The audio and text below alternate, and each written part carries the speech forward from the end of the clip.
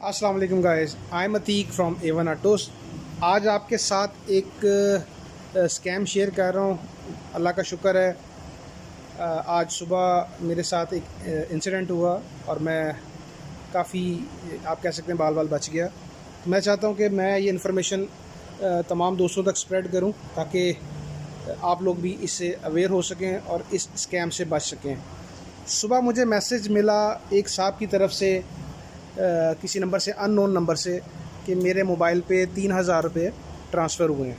तो मैं सोच रहा था कि ये किसने पैसे ट्रांसफ़र किए हैं, कोई कस्टमर है या कोई दोस्त है, किसने ट्रांसफ़र किए हैं। कोई घंटे आधे घंटे बाद मुझे एक बंदे की कॉल आती है और वो मुझे रिक्वेस्ट करता है कि यार मैं गरीब मज़दूर आदमी हूँ और मैंने अपने बच्चों को ये पैसे भिजवाए हैं, तो वो गलती से आपके नंबर पे चले गए, तो अल्लाह आपको जज़ा दे, अल्लाह आपको हज कराए, और इस तरह की बातें हैं बहुत सारी। आप मेरे ये पैसे मुझे, मैंने कहा भाई मैंने आपके पैसे क्या करने हैं, ये मैं जो मैसेज मुझे रिसीव हुआ है ये मैं आपको फॉरवर्ड कर रहा हूँ, तो आप किसी भी दुकानदार को अपना रेफरेंस नंबर, आईडी नंबर बता के तो अपने पैसे ले लो। मैंने आपके पैसों को हाथ भी नहीं लगाया। तो मैंने मैसेज उसको फॉरवर्ड कर दिया, लेकिन उसके बाद वो मुझे रिक्वेस्ट करने लगा कि नहीं जी, मेरी दुकानदार से बात हुई है, वो मुझे पैसे ऐसे नहीं देगा, आप उससे बात कर लें। तो जब आप बात कर लेंगे तो मेरी उससे बात हुई है, वो मुझे पैसे दे देगा। मैंने कहा ठीक है, करवा दो बात। बड़ी वो दुआएं और बड़ा, और आपको इस तरह से कर्टेसी शो कर रहा था और बड़ा। मैंने कहा कोई बात नहीं यार। एग्जैक्ट 10 मिनट बाद उसने मेरी किसी बंदे से बात करवाई इस्लामाबाद में। वो कहता जी मैं इस्लामाबाद बस अड्डे के पास, फैज़ाबाद स्काईवेज़ के अड्डे के पीछे मेरा पान शॉप है जी, मैं दुकानदार हूँ। तो ये भाई बड़ा गरीब है, तो उसने भी एक लेयर लगा दी ऊपर मेरे साथ कि मुझे, और उसके ऊपर कर्टेसी, मतलब ये बहुत गरीब है, इसने अपने बच्चों का, मज़दूर आदमी है। मैंने कहा कोई बात नहीं भाई, बताओ कम करो, क्या करना है। मैंने मैसेज इसको सेंड कर दिया, वो देखो इसको पैसे दे दो, सिंपल वे है। नहीं जी मैं ना, ऐसे नहीं होगा, मैं इसका ना रिटर्न कर चुका हूँ, तो वो ब्लॉक हो गए हैं। तो उसको दोबारा इसको पेमेंट मंगवाने के लिए मैंने कंपनी रिक्वेस्ट फॉरवर्ड करूँगा, लेकिन वो जो उसके अगेंस्ट जो कोड आएगा वो आपके नंबर पे आएगा, क्योंकि नंबर आपका है। तो आप मुझे विदिन अ मिनट आप मुझे वो कोड फॉरवर्ड कर दीजिएगा, तो मैं यहाँ से फिर आपका नंबर ख़त्म कर दूँगा और इस भाई का डाल के तो उसको पेमेंट दे दूँगा। मैंने कहा ठीक है, कोई इशू नहीं है। ऐसा ही हुआ। उसने थोड़ी देर बाद एक मैसेज आया, वो OPT का मैसेज था। वो मैं थोड़ा सा डाउटफुल हो गया कि वो शो मेरा OPT कर रहा है कि ये आपका OPT है, मैंने तो OPT जनरेट नहीं किया। ये मैं जैज़ कैश की बात कर रहा हूँ आपको, जैज़ कैश अकाउंट पे। तो मैं थोड़ा सा डबल माइंडेड हुआ। मैंने कहा अच्छा, खैर मेरे से गलती ये हुई कि वो क्योंकि बार बार मुझे इस चीज़ के लिए फ़ोर्स कर रहा था। मैंने कहा खैर OPT मैंने उसको सेंड कर दिया, ये मेरी मिस्टेक थी। मैंने उसको OPT नंबर जो जनरेट हुआ वो सेंड कर दिया। अब OPT के बाद सिर्फ एक स्टेप रह जाता है। उसने कहा जी जब मैंने OPT सेंड कर दिया, तो कहता है जनाब बात ये है कि एक स्टेप और रह गया, इससे काम नहीं बन रहा, एक आपको वेरिफिकेशन कोड और आएगा। और वो मुझे उसने ना लाइन पे रखा। पहले उसने मुझे थोड़ा सा स्पेयर किया, लेकिन जब बात MPIN की आई तो उसने मुझे स्पेयर नहीं किया। तो जब मुझे कहता नहीं, आप उसमें टाइम नहीं होता ज़्यादा, तो मैं आपके साथ लाइन पे जैसे ही आया आप मुझे फ़ौरी बता दें। तो मैं थोड़ा सा डाउटफुल हो गया, मैंने उसकी कॉल डिस्कनेक्ट कर दी। पहले तो मुझे टाइम दे रहा था, फिर जैसे ही मैंने सारी चीज़ को अंडरस्टैंड किया, उस पर लिखा हुआ था वाज़ेह तौर पे कि अपना MPIN और अपना ये चीज़ किसी के साथ शेयर ना करें।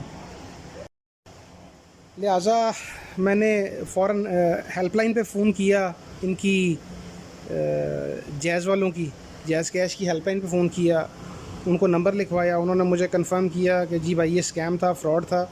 आपके साथ वैसे ही आपसे सिंपैथी गेन करके आपको थोड़ा सा इमोशनली ब्लैकमेल करके उन्होंने आपका पूरा अकाउंट स्वैप कर जाना था।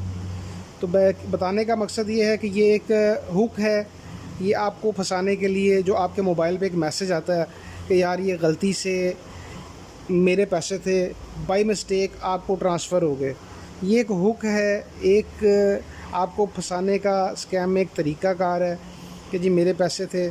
तो ज़ाहिरी बात है, इंसानी हमदर्दी के तौर पे हर बंदा यही चाहता है कि किसी को कोई नुकसान ना पहुँचे और जिसकी अमानत है उस तक पहुँचे। मेरी भी यही कोशिश थी। मैंने कहा भाई अपने पैसे ले लो, लेकिन बैक एंड पे ऑब्जेक्टिव कुछ और था। बैक एंड पे ऑब्जेक्टिव उनका धोखा देना था। आपको वो सिंपैथी गेन करते हैं शो करके कि बहुत गरीब आदमी हूँ, मज़दूर हूँ, मेरी एक हफ़्ते की कमाई थी, मैंने अपने बच्चों की रोटी के लिए भेजे थे, तो आपकी मेहरबानी, अल्लाह आपको जज़ा दे, अल्लाह आपको हज कराए, और इस तरह के मामलात मतलब आपको पूरा वो शो कर देगा कि वाकई। और इंसान कोशिश करता है कि यार मैं जल्द अज़ जल्द इसकी हेल्प करूं और इसको इस मुश्किल से, इस परेशानी से निकालूं बाहर। तो मेरी आपसे गुजारिश है, इस तरह का कोई भी मैसेज या कोई भी कॉल आपको आती है तो उसको थोड़ा सा देख लीजिएगा। ये एक स्कैम है, ये एक फ़्रॉड है। मैं तो आज बच गया हूँ, आज सुबह की बात है, तो मेरा टाइमली मेरे माइंड में ये चीज़ क्लिक कर गई और मैंने वो मैसेजेस रीड कर लिए और उसकी बंदे की जो मालूमात है उसको वेरीफाई कर लिया।